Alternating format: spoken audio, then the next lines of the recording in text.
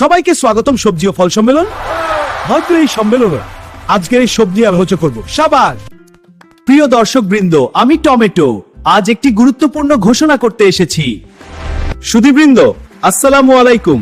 আজ এই বিশেষ সন্ধ্যায় আপনাদের সামনে উপস্থিত হতে পেরে আমি নিজেকে ধন্য মনে করছি।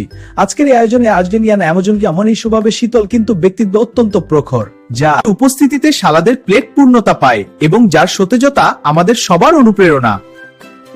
আমি অত্যন্ত বিনয় এবং সম্মানের সাথে মঞ্চে আহ্বান জানাচ্ছি আমাদের সবার প্রিয় ও চিরসবু নিয়ে জনাব শাহ মহোদয়কে। সুপ্রিয় দর্শক বৃন্দ, আজকের এই মঞ্চে উপস্থিত হতে পেরে আমি অত্যন্ত আনন্দিত।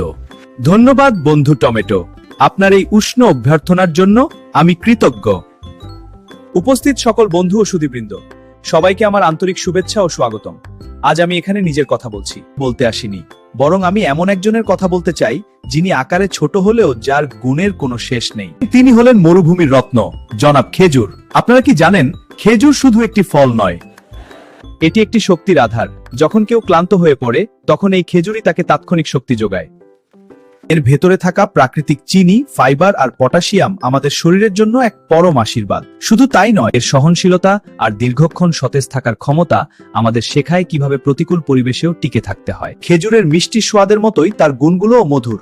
আমি মনে করি আমাদের সবার ডায়েটে এবং জীবনে খেজুরের মতো গুণী কারো উপস্থিতি থাকা একান্ত প্রয়োজন। ধন্যবাদ সবাইকে আমার কথা শোনার জন্য। এবার অন্তত আমার জন্য লাইক এবং সাবস্ক্রাইব করে দেও প্রিয়।